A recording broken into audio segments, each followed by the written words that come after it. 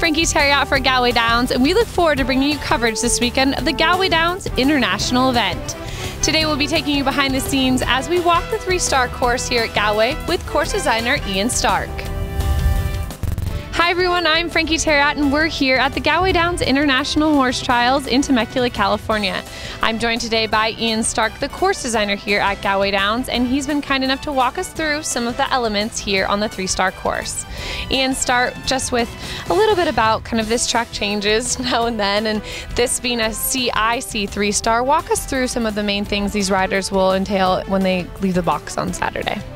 Well, it is a CIC three-star. It's not like November when we got the CCI, so it's a little bit softer. But we haven't done masses of sort of changes in the way of moving ground around and lots of construction. But we've done a lot of changes of lines at sort of familiar fences. So the riders will need to have their wits about them. And it was quite interesting. I walked around all the three tracks, the 1, 2, and 3-star this morning with the ground jury, and they haven't been here before. And their comments, we went round in the car and looked at three courses together, and Alain James from France said to me, the 2-star looks more difficult than the 3-star. And I said, well, I don't think it is. But anyway, he walked the 3-star and he said to me, it's not easy. So the riders are not going to have it easy this weekend, but hopefully it's a good test, and the ones that are heading for Rolex have a good run, and the ones that are heading for a 3-star later on, they also have a good run.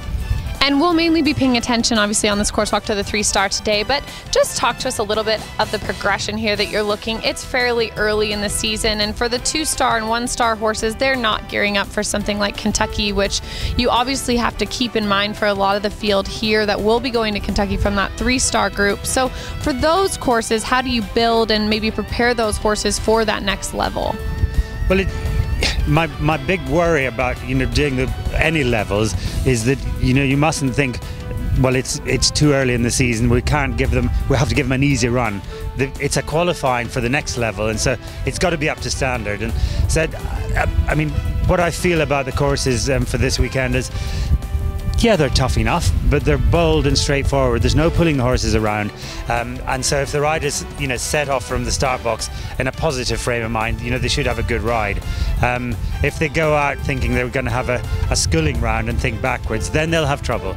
But that's not what I want. I want to see them getting out there and kicking on. But as long as there's nothing tricks the horses, I'm happy. And I think all the levels are set for what they need to be at this stage in the season. Well, Ian Stark's certainly the king of the rider frighteners, so we'll go out and take a look to see what this course entails. And Ian, we really appreciate your time. Thank you. Looking forward to it.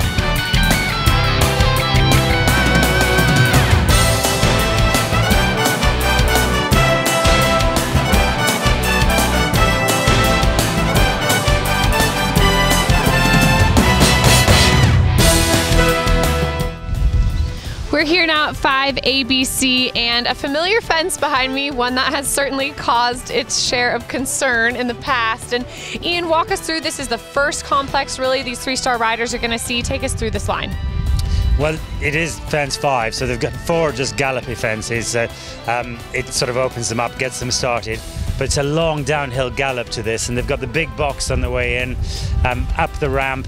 Really, it depends what they want to do here. There's no set pattern to the striding, and it's all about how well they want to jump this Tracaner down the ramp to the C element, which is quite a nasty little corner. And they've had nothing but galloping fences till now, and suddenly they've got a technical line with a skinny at the end of it. So they really need to be thinking, and this is going to influence the rest of the course for the riders.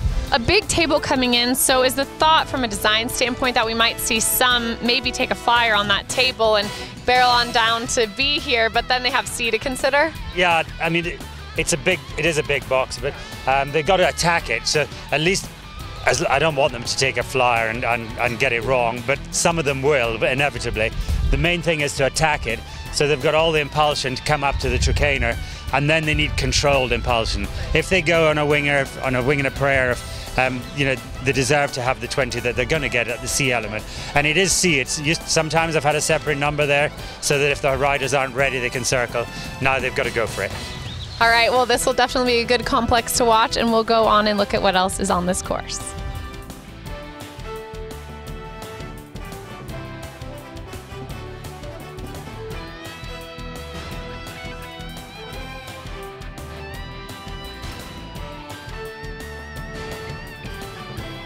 Well, something new and exciting here on the 3-star course will be the little trip people will take under this tower to get to 8. Ian, playing with the new towers that they've put in here, these control towers, talk about this fence.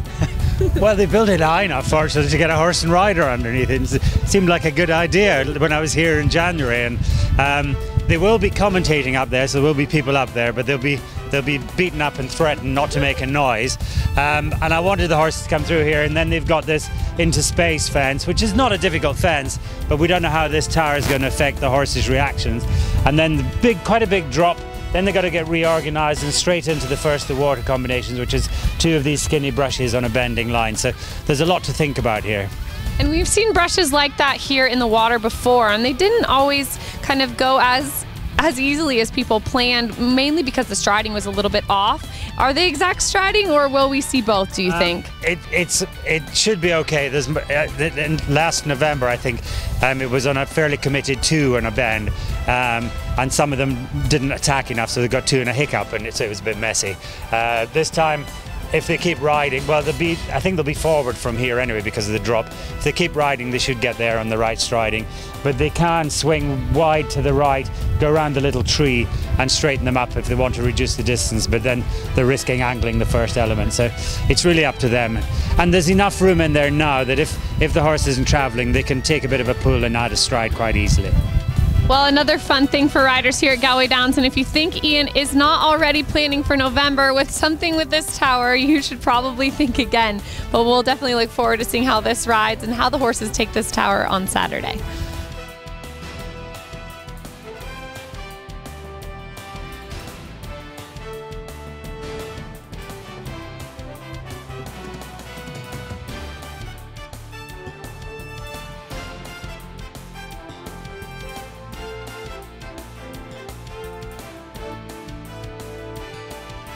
We're here at the second water complex now, and this is a complex and similar things we've seen in the past, but a little bit different this year intentionally. Ian, just talk kind of about, the placement of the stump in the water and the choice here for the CIC.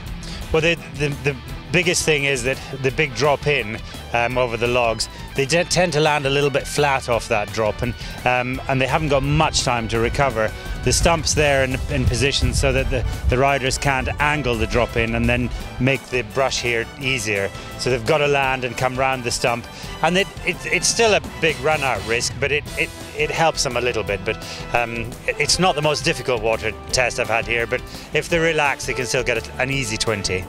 And I think here, like you're saying, if they're relaxed, they can easy 20 on C. Most of the time we've seen a 20 here occasionally in the past, and it has seemed to surprise some riders that they think they're right on the line and the horse maybe ducks out at that last second. They do tend to be a bit like that, but I think it all depends on the way they jump in. If they jump in, land, and the horse is travelling forward, this will ride well. If they land in a bit of a heap, the rider's unbalanced, there's very little time to recover, and then the horse is a bit left to its own devices, and usually when that happens, they take a bit of advantage of the rider. All right, well, we'll move on to the next complex.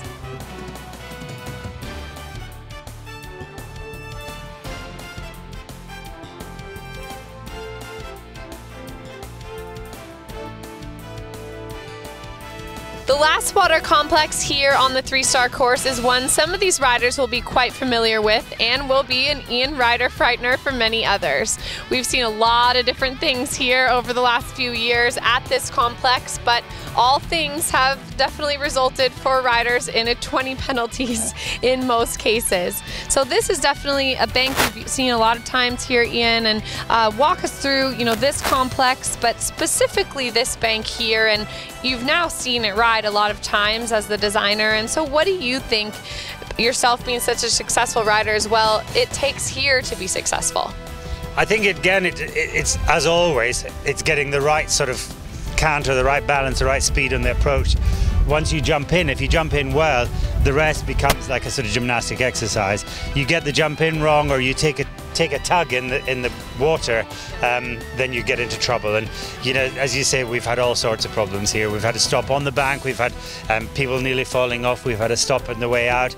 It's created everything, and I have big plans of doing something different here in November, but we've got once more we're going to use it. And coming in on the angle, I think a bending line to the bank actually helps a lot of the riders because they can decide what suits their horse best. But if they don't get onto this bank well enough, that one stride becomes too long, and either they chip in and leave a leg on the fence, or they launch from a long way off, and then that's when the riders are up the neck, if not in the water, and then they have real problems getting to the Shamu on the way out. And I brought the Shamu back in because I rather like it, and it's a bit of like an old friend. And you know, in the past I've had it as ABCD. It's and sometimes I've had the D element or Shamu as a separate number, but it's back to ABCD. So there's no room for error. But for me, if they jump in well, come to the left of the bank, almost a little bit right to left, and jump in the drop on the left, it gives them a better chance to get to the D element. And it's a perfect 4 strides there. If they jump in the middle and get in a bit of a mess, the 4 strides gets a little bit short, and then the opening of the left, the big open space is inviting for the horses to run out. So it's all about whether they get this bank right.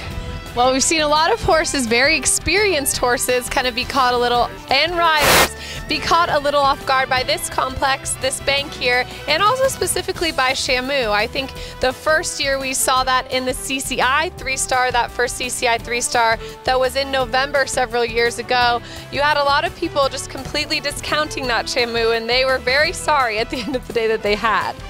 Especially our dressage leader in that particular event, who will remain nameless. In fact, she came back last year on a different horse and had a stop on top of the bank. So if I get rid of it, she'll be delighted if she's coming back in November. But yeah, it's caused these problems, and it's certainly not to be ignored, because it's an accuracy test, and the horses do look at the Shamu. They're sort of a bit surprised at that black and white creature in the water, and so they've got to think about it. All right, well, this complex is definitely always one to watch here at Galway Downs. It's towards the end of the course, and year after year we seem to see many riders who've had a clean go up till now, but you'll see a large crowd here on Saturday as we go in reverse order of standing to watch who will win the 3-star division, and this complex could actually decide that winner as it has before. Getting towards the end of the course now here, and there are actually a lot of jumping efforts left considering how close we are to home. So these riders have had quite a bit of a gallop down the track and will now make the turn for these angled houses. And Ian, do you think we'll see some that want to really get that time and maybe don't give these the respect they need? I think that's very possible, because you know, in this infield here, they've got a long gallop. If they're down on the clock, they'll be watching their stopwatches. They'll open up here, and if they don't get back and organised for this quite tricky line, if they get the line wrong, there's a risk of run out. To get the proper 1 stride, they've got to be accurate. And then after they've done these offset houses, they've got the bull head down to a skinny, and then a sharp right-hand turn to the final fence, and then it's the finish flags. So 5 jumping efforts in the last sort of 300 meters. You know, it's quite a lot of jumping, and they could be tempted to make a silly mistake here.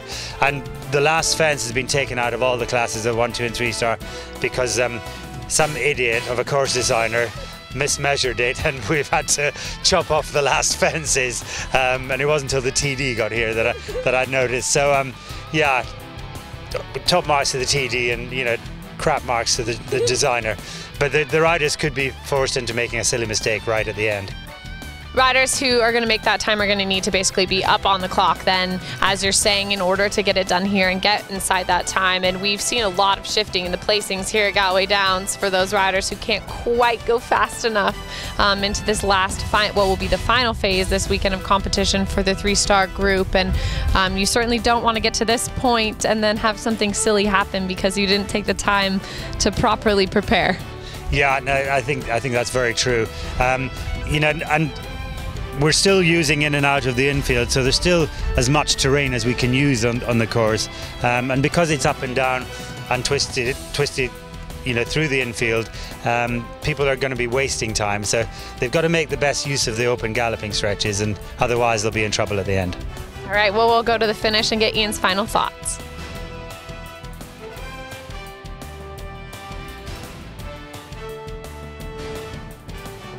All Our last fence on the CIC 3-star course stands behind Ian and I here, and riders, like we said, will have some choices to make, even down to the last fence. There'll be a decision on the line here, whether they come in between this preliminary and intermediate fence to get to the last fence, maybe to get down on the clock just a little bit, or decide to go around. And Ian, just give us your thoughts kind of on the importance of making the last fence a good one and the course as a whole.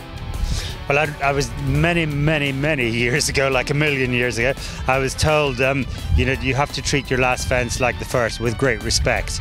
And then a number of riders we've seen crash and burn at the last jumper because of the time issue. You know, it's ridiculous, and you're kicking yourself for a long time if you get that last fence wrong. And here is a classic example. If they come in between these fences, they're on a bit of an angle. This is a big wide fence, this table. It's not to be ignored. It's got to be jumped properly, and if they just come knifing through these fences and trying to go for the big one, you know, they could pay the penalty. They have to decide, is it worth a time penalty or two to go around, or take that gamble? And so it'll be interesting to see. I don't want to see anybody making a mess and hit the ground, but if, you know, well, I don't mind if the rider hits the ground, as long as it's not the horse. As long as they don't make the horse suffer, they can do what they like, basically. Well, riders need to keep in mind, and especially those more inexperienced riders, the horses are tired at the end of these 3-star courses. They've come a long way. The terrain plays its role here at Galway Downs, and you have to take care and do your part to get those horses home these last few. Yeah, you certainly do, and that's again what the ground jury are always looking for. If riders are overusing their horses around the course and they get to the end and they're tired, and as we've said, we've got 5 jumping efforts and it's short distance here, and if the horse is getting tired and they're taking risks and they make a mistake, you know, not only do they get 20 penalties or 60 penalties for falling off, they could easily get 25 penalties for reckless and dangerous riding. And so, you know, they've got to take that into consideration. No one can make these decisions for them. It's the person on top. They've got to know what the horse feels like, and they've got to make that decision. They get it wrong, and as I say, they can spend years regretting it. Your overall impression on this course, Ian, and we always ask Ian here when we do these course walks, about how many do you think are going to come inside the time clear? Well, yeah, good question. You know, it's a fairly galloping track. It's positive, but there's a lot of places you could have a silly whoopsie and a run out. And you've got to weigh up the balance. You know, do you really go for the time and risk the odd 20, or do you play it safe and get a few time penalties? They're all competitors. I don't think there's going to be too many trying to get time penalties. So, you know, they're going to go for it. And if they get a glance off and they get a 20, that's their problem. You know, the horse isn't going to hold that against them. But it's a competition at the end of the day, so they want to try and win, don't they? At least I always did. Well, we've got a mixed bag of competitors. As I said, we've got a handful of riders who will be having this be their last run before they head to Kentucky for a CCI 4-star. So they'll want to make sure it's a good one. And then we have some newbies in this field as well, and they'll be looking to bring their horses home through their first 3-star competition. So Saturday should be an exciting day nonetheless. Thanks so much to Ian Stark for joining me today, and we look very forward to watching this course be ridden. So do I. Thank you. That's it for us here at Galway Downs today. We hope you enjoyed our CIC 3-star course preview with Ian Stark. We look forward to bringing you dressage coverage here tomorrow, as well as show jumping in the CIC 3-star division.